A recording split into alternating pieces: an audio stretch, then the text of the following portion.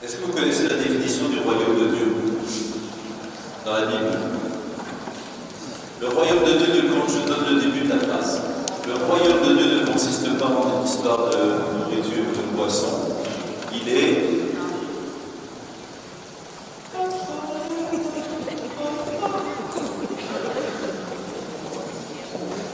Vous avez une Bible avec vous?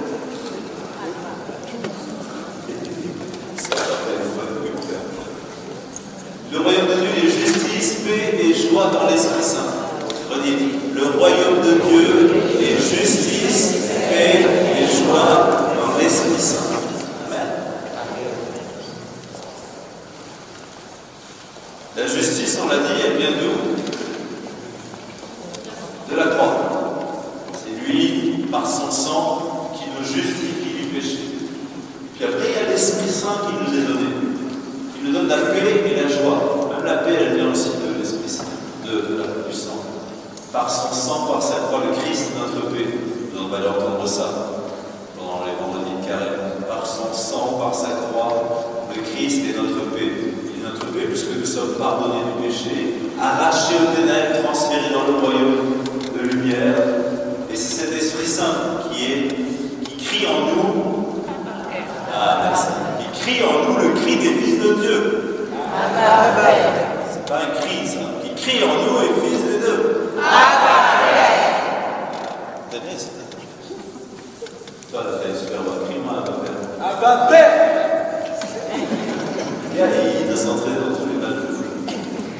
Il a une bonne voix. Abba Père. Ouais, le micro, c'est facile.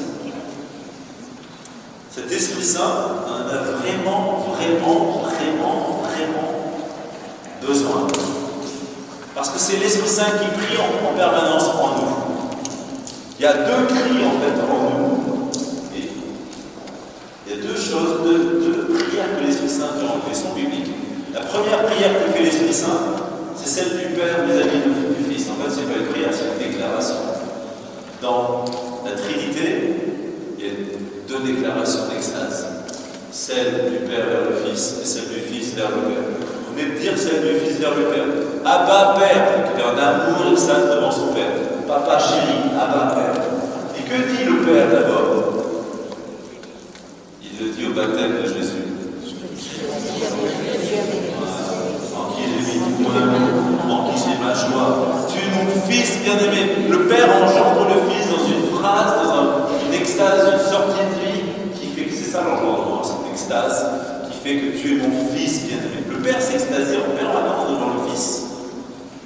Et le Fils reçoit tout l'amour du Père et dit Abba Père. Et il s'offre au Père. Et le Père dit tu es mon Fils. Abba Père, tu es mon Fils. Abba Père, tu es mon Fils. Et c'est ce que le Saint-Esprit dit en toi. Le Saint-Esprit convainc ton esprit que tu es enfant de Dieu, ce que nous dit Paul. Ça veut dire que le Saint-Esprit te fait entendre la voix du Père qui dit tu es mon Fils, tu es ma fille bien-aimée, en qui je mets tout mon amour. Et toi tu réponds quoi en face de ça?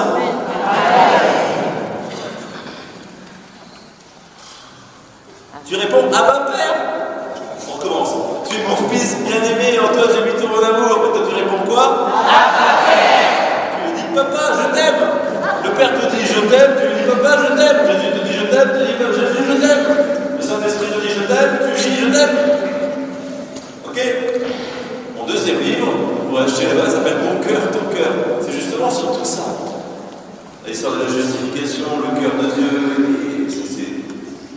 J'ai mis 10 ans à l'écrire. Et des gens qui ont lu des fois, c'est trop beau. Il y a même le pasteur qui dit ça, je vais le faire dégoûter. C'est à mettre entre toutes les mains, c'est magnifique.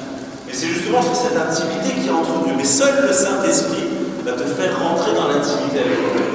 Seul le Saint-Esprit va te libérer la puissance de la croix et va te montrer combien Dieu t'aime. D'ailleurs, c'est ce que dit Paul en Éphésiens 2, je crois. Il t'aime selon la puissance de sa gloire. Vous connaissez la suite ou pas? Non. Vous lisez la Bible ici, vous connaissez la Bible de la parole? Non, je vous chante. Facile pour moi. Qu'il t'aime, c'est 2, même pas, c'est 1, 17. Daigne le Dieu de notre Seigneur Jésus-Christ, le Père de la gloire, vous donner un esprit de sagesse et de révélation qui vous le fasse vraiment connaître. Un esprit de sagesse et de révélation. L'Esprit Saint est un esprit de sagesse, la sagesse de Dieu, folie de la croix, la sagesse de Dieu c'est la même chose, et de révélation. Parce que nul ne peut connaître Dieu, et nul ne peut connaître l'amour de Dieu si tu ne l'as reçu par révélation. Sinon tu es dans la religion.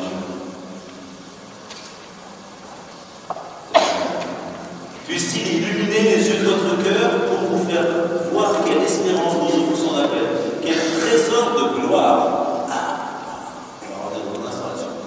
renferme son héritage parmi les saints, et quelle extraordinaire grandeur sa puissance revêt pour nous les croyants.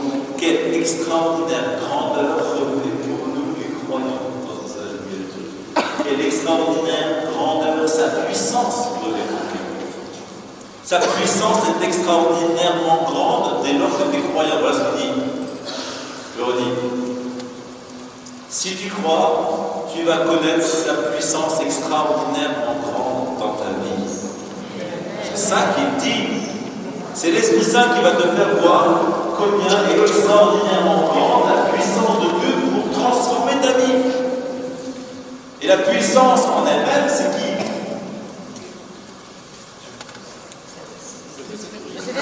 Le Saint-Esprit. Vous recevrez une puissance, celle de l'Esprit Saint. Alors vous serez les témoins jusqu'aux extrémités de la terre. Avant de recevoir la Pentecôte, les apôtres, mais ils se trouillent. Il a beau être ressuscité, être apparu. Quand il est remonté au ciel, il leur dit restez à Jérusalem jusqu'à ce que vous receviez l'Esprit Saint. Ils sont à la porte, elle est fermée à double tour, dans la chambre haute. Ils ont peur des Juifs. Ils ont peur des Juifs parce qu'ils cherchent le corps de Jésus là, qui a disparu et qu'ils pensent que c'est les Juifs, que c'est les apôtres qui l'ont volé. Et donc ils ont peur de se faire arrêter, de se faire interroger, de se faire enfermer. Ils ont la troupe. Mais quand l'Esprit Saint vient comme une puissance, alors ils ont plus peur des persécutions. Alors ils sont persécutés. Amen. Face à la peur, il n'y a que le Saint-Esprit. Mais l'extraordinaire puissance de sa gloire, elle est pour chacun d'entre nous en permanence. Le royaume de Dieu, il est pour maintenant ou il est pour après d'abord? Amen. Maintenant ou après d'abord? Maintenant. Le royaume de Dieu, maintenant. Et on a besoin, l'Église a besoin que ta foi elle soit vive, que tu sois tellement sûr de ça, que tu sois tellement sûr que le royaume de Dieu il est là. Comment est-ce que tu peux en être sûr?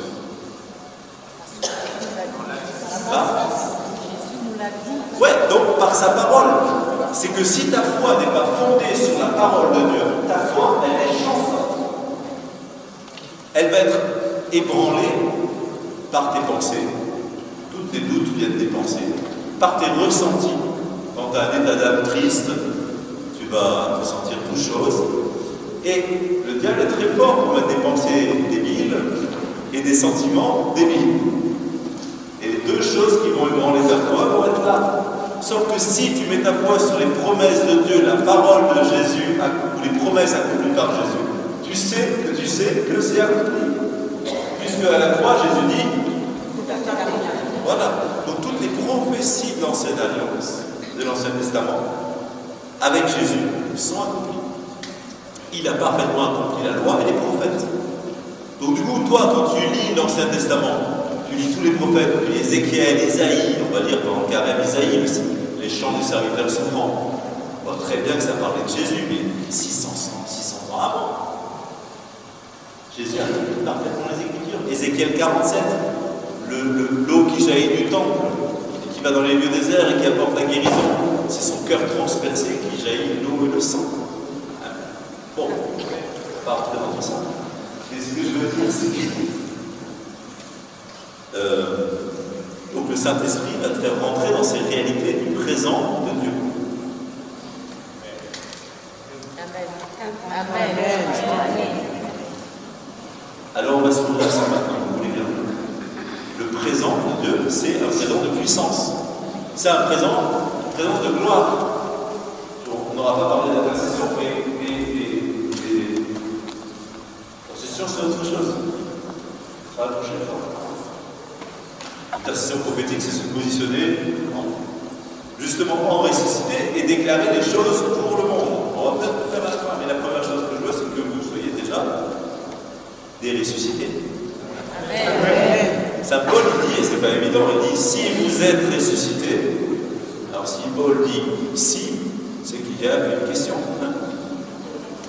Est-ce que vous êtes ou est-ce que vous n'êtes pas ressuscité? Et c'est pas juste oui, je vous le dis parce que j'aimerais bien. Si tu es ressuscité, ça veut dire que tu vis en ressuscité. Le ressuscité, il est dans des réalités d'en haut. Et c'est ce que dit Paul. Il dit, si tu es ressuscité, recherche les réalités d'en haut, non pas celles de la terre. Donc nous, la plupart du temps, on cherche. Et c'est notre tendance naturelle. C'est normal. On est humain. On est marqué par le péché. On est comme une espèce de boulet qui nous tire toujours vers le bas. On recherche les réalités de la terre. La bouffe, le sexe. Est-ce qu'il a fait ce que j'ai entendu? Des dépenses, mais tu dormes la bouffe. Non, la bouffe, tout ce qui est l'argent, le pouvoir, l'honneur, le souci, les machins. Recherche les réalités d'en haut. Ça veut dire vis chaque chose de manière surnaturelle. Avec la grâce, avec l'esprit, dans le Christ. Vis chaque chose de ta vie, mais dans le Christ. Vis-les avec un regard de foi. Non pas un regard naturel, mais un regard surnaturel. Comment est-ce que Dieu verrait telle situation? Quelle promesse de Dieu il y a pour telle situation que tu traverses? Est-ce que face à la maladie, Jésus a dit, reste malade? Non, il n'a jamais dit ça. Vous pouvez lire les 4 évangiles. Si vous trouvez une phrase où Jésus dit ça, c'est que c'est une Bible qui n'est pas chrétienne. Non, jamais. Il va te dire par contre qu'il soit fait selon ta foi. La plupart du temps. Va, ta foi t'a sauvé. Donc il va souvent, Jésus, louer la foi des gens. Je l'ai trouvé chez personne en Israël qui ait eu telle foi. Je sais pas qui dit ça. La foi libère le miracle. La foi libère la guérison. Parfois la guérison, nous on sait qu'il y a des fois il y a des gens qui sont guéris, c'est pas parce qu'ils ont plus de foi que d'autres, et d'autres ne sont pas guéris. C'est pas non plus un critère de foi. On est dans un temps où on n'est pas Jésus. Mais n'empêche que ce qui est sûr, c'est que si nous sommes ressuscités, notre atmosphère, c'est celle de la résurrection. Et donc, quand tu t'habilles le matin, tu vas être malade. Qu'est-ce que tu fais la première chose quand tu sors du lit? Oh là là, je vous sur la seule sainte de la région. Bon, très bien, très bien. C'était pas ça que je voulais entendre. Donc, tu vas prendre ta douche. Éventuellement, tu vas t'habiller.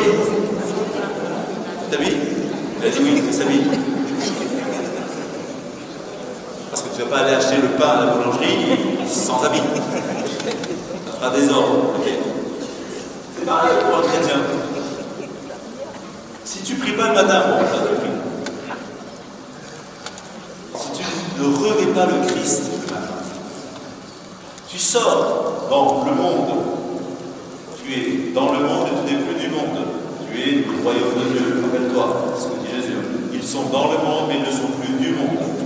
Parce que je leur ai donné la gloire que tu m'as donnée. Ce qui fait la différence, c'est ça. C'est la résurrection et le don de la gloire. Tu sors dans le monde qui est régi par le prince de ce monde, qui n'est pas Jésus, mais qui est le diable. Et tu sors, toi, avec ton humanité marquée par le péché. Ça veut dire que tu sors à poil. Ça revient à ça. Si auparavant ça revient à ça. Ne va pas affronter ta vie quotidienne avec les combats spirituels, avec le renoncement à toi-même que va te demander la fidélité au Christ, sans avoir revêtu le Christ. Et comment est-ce qu'on revêt le Christ? Par un temps de chauffe. C'est quoi un temps de chauffe? Oui, c'est ça, la prière. Ça me démarre. Chauffe ta foi. Chauffe-toi dans l'esprit. y a un passage dans l'Écriture, je ne peux pas retrouver l'Esprit Saint excita l'esprit de Josué. L'Esprit excita l'esprit de Josué. Il y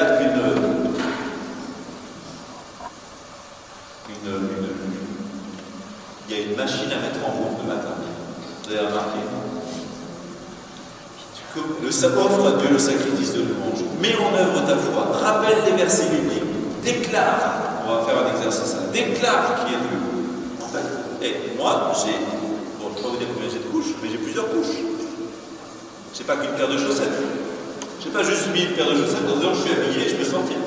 Bonjour la France. J'ai mis une paire de chaussettes, j'ai mis un pantalon, éventuellement dessous un caleçon, et. Enfin, oui, c'est sûr. J'ai mis plusieurs couches. Donc, c'est pas parce que tu as fait une prière que tu as revêtu le Christ. Non, tu as mis une chaussette. Il faut une chaussette, deux chaussettes, un caleçon, un pantalon, un sous-vêtement, une chemise, un pull, une veste, une écharpe, un bonnet, un gant, deux gants. Et les chaussures, ta ceinture. Bon, il y a tout un équipement que vous disiez chez Saint-Paul. Et bon, on peut faire l'équipement du combat spirituel. Mais ce que je veux vous dire par là, c'est qu'il faut se chauffer le matin. Par exemple. Dans la chauffe, mettez une routine en place, marquez une routine de chauffe. Et vous allez faire ça jusqu'à la prochaine fois que je vais. Une routine de chauffe. La chauffe, c'est réveille ton âme, je peux faire ça. 1. Tu bénis Dieu pour qui il est. Bénir Dieu pour qui il est. Il est grand, il est puissant, il est fort, il est saint, il est juste, il est Père, il est Fils, il est Saint-Esprit, il est lent à la colère, plein d'amour, vous en trouvez plein dans la Bible. Il est. Bénis Dieu. Tu es béni Seigneur parce que tu es. Mettez 3 plus points de suspension. Tu es béni Seigneur parce que tu es. 2. Merci Seigneur pour ce que tu fais. Merci parce que tu fais des miracles, parce que tu me bénis, parce que tu m'as sauvé à la croix, parce que tu m'as. Ce que tu as fait, ce que tu fais, ce que tu feras. Merci Seigneur pour tes actions. D'accord? Ça c'est le 2. 3. Merci pour qui je suis. Yes, je suis fils de Dieu. Merci pour qui je suis ton fils bien-aimé, ton amour est en moi. Et après, tu commences à. Et t'enchaînes. Je suis héritier du royaume. Je suis ambassadeur du Christ. Et tout ça, c'est dans la Bible. Je suis fils de Dieu.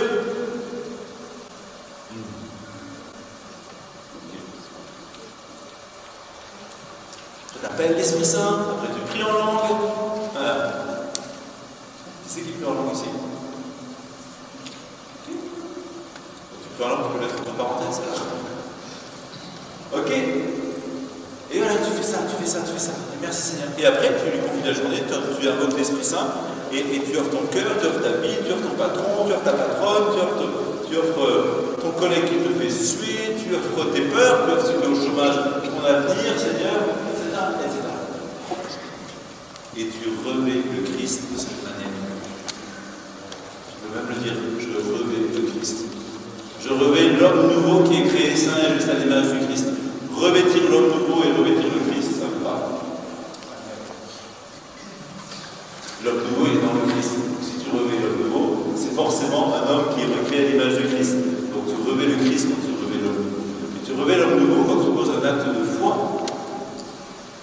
Pas quand tu regardes tes problèmes, tes péchés, tes manquements, tout ça. Ce que tu es en Jésus n'est pas ce que tu es dans la chair hors de Jésus. Puisque tous tes péchés, il y a 2000 ans, ont déjà été pris. Tous. Par contre, il suffit que toi, tu les accueilles dans ton cœur, que tu accueilles le pardon de ces péchés. Évidemment. Il faut accueillir le pardon. Pas en allant se confesser à chaque péché, mais après chaque péché, remercier pour le sang de Jésus qui efface ce péché. Du coup, tu restes toujours dans l'état de grâce. Je ne veux pas entendre un seul d'entre vous dire je ne veux pas communier, je ne suis pas en état de grâce. Sauf si tu as des raisons particulières. Si c'est parce que tu t'es engueulé ce matin avec une personne sur la route, comment tu fais? Là, tu demandes pardon dans ton cœur, sincèrement, là, tu pries pour la personne. Tu répares immédiatement. Et ce péché-là va t'empêcher de communier. Et tu le répares. Tu reçois le pardon et tu le